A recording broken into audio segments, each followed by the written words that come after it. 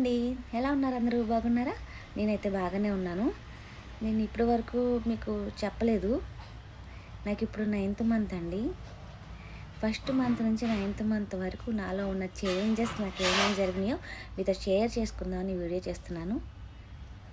నేను చేసిన తప్పులైతే మీరు చేయకూడదని చెప్పి ఈ వీడియో చేయదలుచుకున్నాను. ఫస్ట్ మంత్ నుంచి అయితే నేను దేనికోదానికి తిరుగుతూనే ఉన్నానండి. మ్యారేజెస్ తగిలినాయి. ఫస్ట్ మంత్లో అయితే నాకు తెలియలేదు నేను ప్రెగ్నెంట్ అని.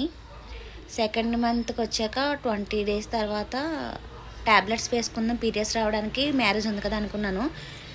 కానీ మా వారు ఎందుకో ఒకసారి టెస్ట్ చేసుకోవచ్చు కదా అన్నారు. దేనికన్నారో ఒకసారి చూద్దామని చెప్పి కిట్ తెచ్చుకుని చేసుకున్నాను. పాజిటివ్ వచ్చింది. తర్వాత పీసీఓడి ప్రాబ్లమ్స్ ఉన్నా కూడా వస్తాయి కదా, నాకైతే ఏ సిమ్టమ్స్ లేవు. ప్రెగ్నెన్సీ సిమ్టమ్స్ లేవు కదా అని చెప్పి పీసీఓడి వల్ల వచ్చిందేమో ఒకవేళ పాజిటివ్ లైన్ అని చెప్పి హాస్పిటల్కి అయితే వెళ్ళాము. అక్కడ స్కానింగ్ రాశారు. స్కానింగ్లో పాజిటివ్ వచ్చింది, ప్రెగ్నెంట్ అని తెలిసింది. అప్పుడు అనుకున్నాను దేవుడి దయ వల్ల ట్యాబ్లెట్స్ వేసుకోకుండా ఉన్నాను. మీరు ఎందుకన్నారో తెలీదు, మీ నోట్ నుంచి వచ్చింది మాట, అంత గాడ్స్ గ్రేస్ అనుకున్నాను. తర్వాత మ్యారేజ్కి వెళ్ళాను. తెలిసిన తర్వాత అంటే దగ్గర రిలేటివ్స్ అని చెప్పి వెళ్ళాల్సి వచ్చింది. 3rd మంత్ వచ్చాక మా ఆద్యాకి మదురై వెళ్ళి చూపించాల్సి వచ్చింది. ఆర్జన్ మదురై ఎందుకు తీసుకెళ్ళాం, దేనికి తీసుకెళ్ళాం అనేది నేను ఒక వీడియోలో కంప్లీట్గా చెప్తాను. 4th మంత్లో మళ్ళీ చెకప్కి వెళ్ళాం మదురై. 5th మంత్లో వెళ్ళాము. 6th మంత్ ఒకటే వదిలేసి 2 months తర్వాత రమ్మన్నారని మళ్ళీ 7th మంత్లో కూడా వెళ్ళాను. కాకపోతే కొంచెం ఇబ్బంది అయ్యేది, ఎందుకంటే మదురై అనేది జర్నీ చాలా దూరం. ట్రైన్లో 1.5 day పట్టేది వెళ్ళడానికి. నాకు కొంచెం ఇబ్బందిగానే ఉండేది. పాప నన్ను వదిలి ఉండదు, ఎవరి దగ్గర ఉండదు, అమ్మ దగ్గర ఉండదు, మా అత్తయ్య గారి దగ్గర కూడా ఉండదు. నేనే తీసుకువెళ్ళాను. 7th మంత్లో కూడా తీసుకువెళ్ళకూడదు, 7th మంత్ వచ్చేసింది అనుకున్నాను, కానీ అది ఉండట్లేదు కాబట్టి నేనే వెళ్ళాల్సి వచ్చింది. 8th మంత్ వచ్చాక 7th మంత్లోనే అడిగామన్నమాట డాక్టర్ గారిని, నాకు డెలివరీ టైం వస్తుందండి, మేము ఇంకా రాలేము అంటే 4 months తర్వాత రండి అని చెప్పారు. ఇలా తిరగడం వల్ల ఏమైందంటే నాకు బ్లడ్ పర్సంటేజ్ అనేది తగ్గిపోయింది. ఫస్ట్ 9.7 అయితే ఉండేది, తర్వాత 9.4కి వచ్చింది.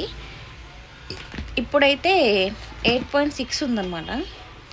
డాక్టర్ గారు ఐరన్ డోసేజ్ కూడా పెంచారు. నువ్వు ఒకవేళ తిరగడం వల్ల ఇలా నీరసపడిపోతున్నావేమో అమ్మ, బ్లడ్ ఎందుకు పడట్లేదు నీకు, బీట్రూట్ జ్యూస్, క్యారెట్ జ్యూస్ ఇవన్నీ తాగు, ఐరన్ రిచ్ ఫుడ్స్ ఎక్కువ తినమన్నారు, ఫైబర్ ఫుడ్ తినమన్నారు, ఇంకా వాల్నట్స్ అంటే నట్స్ అన్నీ తినమన్నారు, బాదం పిస్తా, అంజీరా, బీట్రూట్, క్యారెట్ జ్యూస్ అయితే డైలీ తాగమన్నారండి బ్లడ్ పెరగడానికి. కానీ నేను చేసిన మిస్టేక్ ఏంటంటే నాకు ఇలా తిరగడం వల్ల బ్లడ్ తగ్గిందో తెలీదు, నేను సరిగ్గా తిరగటం వల్ల తిరగకపోవడం వల్ల తగ్గిందో కూడా తెలీదు. కావాలంటే మీకు నేను చూపిస్తాను బ్లడ్ అనేది ఫస్ట్ నుంచి ఎలా ఉందో.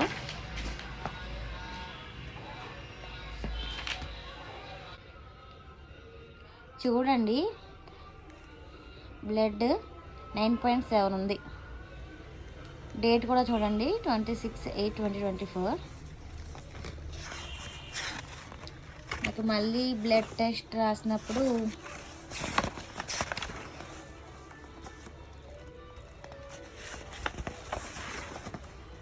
చూడండి 9.4 ఉంది బ్లడ్. డేట్ కూడా చూసుకోవచ్చు మీరు, 22 October 2024. తర్వాత చూడండి బ్లడ్ ఎంత పడిపోయిందో, 81.6 ఉందన్నమాట. 4th November 2024.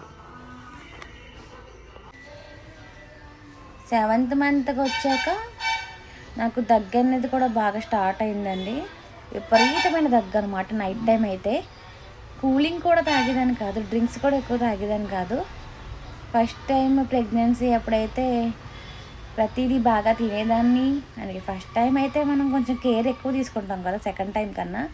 అప్పుడు ఫుడ్ ఎక్కువ తీసుకునేదాన్ని, అన్ని కూలింగ్ ఎక్కువ తాగేదాన్ని, చాక్లెట్స్ తినేదాన్ని, డ్రింక్స్ తాగేదాన్ని. అయినా కూడా ఏమీ అయ్యేది కాదు. ఇప్పుడు మాత్రం ప్రతి దానికి ఒక వాటర్ చేంజ్ అయినా కూడా దగ్గు మొదలయ్యేది. రాత్రి అయితే పడుకొని దగ్గడం చాలా ఇబ్బంది అయ్యేది. పొత్తు కడుపులో చాలా నొప్పిగా అనిపించేది. కూర్చొని దగ్గేదాన్ని, నిద్ర కూడా పట్టేది కాదు దగ్గుకి. ఒకసారి డాక్టర్ దగ్గరికి వెళ్ళి చెకప్ చేయించుకుంటే దగ్గుకి యాంటీబయాటిక్స్ ఇన్ఫెక్షన్ ఏమైనా ఉందేమో అని రాసిచ్చారు. వేసుకున్నంతసేపు బాగానే ఉంది. ఒక 5 days నీకు రెగ్యులర్ ట్యాబ్లెట్స్ మానేసి వేసుకోమని చెప్పారు. వేసుకునేదాన్ని, వేసుకున్నంతసేపు బాగానే ఉండేది. తర్వాత మళ్ళీ కామన్ అంత కాదు కానీ కొద్దిగా మళ్ళీ స్టార్ట్ అయ్యింది దగ్గు. మళ్ళీ స్టార్ట్ అయింది, మళ్ళీ వెళ్ళాను చెకప్కి. మళ్ళీ యాంటీబయాటిక్స్ డోసేజ్ కొంచెం తగ్గించారు ఫస్ట్ దాని మీద.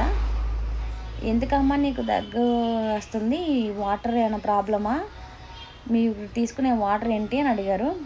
టిన్ వాటర్ ఏనండి అని చెప్పాను. టిన్ వాటర్ అయినా సరే బాయిల్ చేసుకుని ఫిల్టర్ చేసుకుని తాగండి అని చెప్పారు. సరే అని చెప్పి అలానే చేసేదాన్ని. 8th month వచ్చిన కొన్ని రోజులు తగ్గింది దగ్గు, మళ్ళీ స్టార్ట్ అయ్యింది. మళ్ళీ నాకు ఇన్ఫెక్షన్ కూడా అయ్యిందండి వెగిన దగ్గర. ఇచ్చింగ్ వచ్చేది ఎక్కువ. ఎందుకు వచ్చేదో తెలియదు. నేను కొన్ని ఆయింట్మెంట్స్ ఉంటే రాసుకునేదాన్ని, అయినా తగ్గేది కాదు. ర్యాషెస్ కింద వచ్చేసింది కందిపోయినట్టు.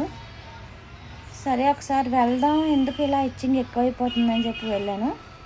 చెకప్ చేశారు, యూరిన్ టెస్ట్ కూడా చేశారు. ఆవిడ చెక్ చేశారు, తర్వాత యూరిన్ టెస్ట్ రాసిచ్చారు.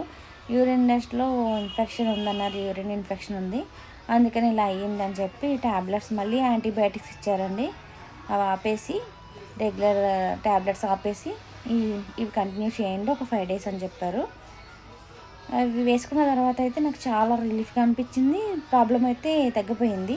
అంటే వెగినలో పెట్టుకున్న ట్యాబ్లెట్స్ కూడా ఇచ్చారు, చాలా బాగుంది. అది ఇచ్చిన తర్వాత నాకైతే కంప్లీట్గా తగ్గింది ఈ ప్రాబ్లం అయితే. అప్పుడు నేను డాక్టర్ని ఏం అడిగానంటే, ఇదివరకు ఎప్పుడు లేదండి ఇన్ని ఇన్ఫెక్షన్స్, యాంటీబయాటిక్స్ ఎప్పుడు వాడలేదు, ఇప్పుడు ఎందుకు ఇలా వాడాల్సి వస్తుందని అడిగాను. నువ్వు వీక్గా ఉన్నావమ్మా, నీకు బ్లడ్ పర్సంటేజ్ కూడా తక్కువ ఉంది, మీరు బహుశా తిరగడం వల్ల ఒకవేళ ఇన్ఫెక్షన్స్, వాటర్ ప్రాబ్లం వల్ల వస్తుందేమో, వీక్గా ఉన్నావు కాబట్టి ఇమ్యూనిటీ తగ్గిందేమో, అందువల్లే నీకు ఈ ప్రాబ్లమ్స్ రావచ్చు. కానీ వాటర్ మాత్రం బాయిల్డ్ చేసుకుని తీసుకోండి, ఫిల్టర్ చేయండి, టిన్ వాటర్ అయినా సరే అలా తీసుకుంటే మీకు దగ్గు ఇప్పుడైతే ప్రాబ్లం కాదు. ఆపరేషన్ నాకు C-section అండి ఫస్ట్ది. ఆపరేషన్ టైంలో అయితే ఇబ్బంది అవుతుందమ్మ నీకు అని చెప్పి మళ్ళీ దగ్గుకు రాశారనమాట.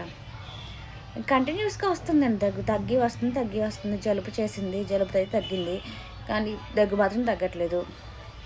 మళ్ళీ యాంటీబయాటిక్స్ రాసిచ్చారు. మళ్ళీ వెళ్ళాలి, ఒక 5 days తర్వాత మళ్ళీ రమ్మన్నారు. డేట్ అయితే ఇచ్చారు. 1st December దాటిన తర్వాత మంచి ముహూర్తం చూపించుకోండి మీరు అని చెప్పారు. వీక్లీ వన్స్ రమ్మన్నారు టెస్ట్ చేయాలని చెప్పి. దయచేసి నాలా ఎవరు చేయొద్దు. ఫుడ్ మాత్రం కంప్లీట్గా కేర్ తీసుకుంటేనండి. ఏది పడితే తినేయకండి, ప్రెగ్నెంటే కదా ఏమీ అవ్వదని. కూలింగ్ ఎక్కువ తాగొద్దు, ఇది వరకట్లా కాదండి. అన్నీ ఇప్పుడు చాలా కేర్ తీసుకుంటేనే లోపల బేబీకి కూడా బాగుంటుంది.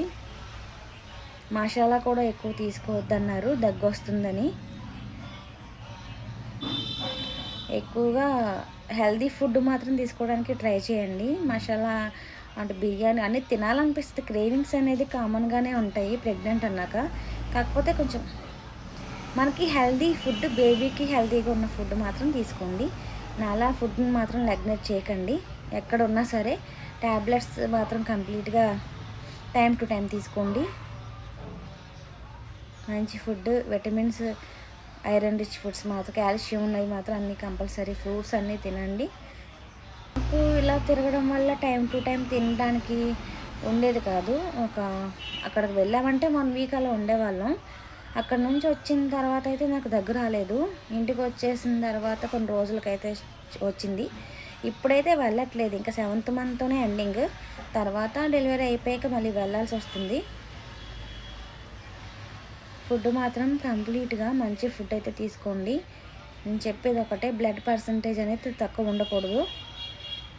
11 అన్నా ఉండాలండి డెలివరీ టైంకి. నాకు 8.6 ఉంది. మీకు బ్లడ్ ఎక్కించాల్సి వస్తుందని కూడా చెప్పారు డాక్టర్. పెంచుకోండి, బ్లడ్ అనేది చూసుకుంటూ ఉండండి. బ్లడ్ పెరగాలంటే కంపల్సరీ ఏం తీసుకోవాలంటే బీట్రూట్, క్యారెట్ జ్యూస్ డైలీ తీసుకోండి. బ్లడ్ అనేది ఇంప్రూవ్ అవుతుంది. అంజీరా తీసుకోండి.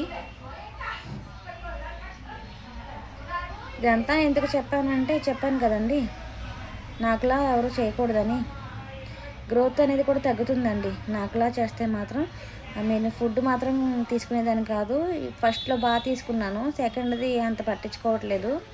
సెకండ్ ప్రెగ్నెన్సీ ఫుడ్ సరిగ్గా తీసుకోకపోయినా బేబీ గ్రోత్ అనేది సరిగ్గా ఉండదు. బేబీకి ఇమ్యూనిటీ సిస్టమ్ బాగుండాలి, మన ఇమ్యూనిటీ సిస్టమ్ కూడా బాగుండాలంటే కంపల్సరీ ఫుడ్ మాత్రం గ్యాప్ ఇచ్చి తీసుకోండి. ఒకేసారి తీసుకోవద్దు, గ్యాస్ బ్లోటింగ్ అనేది ఎక్కువ ఉంటుంది.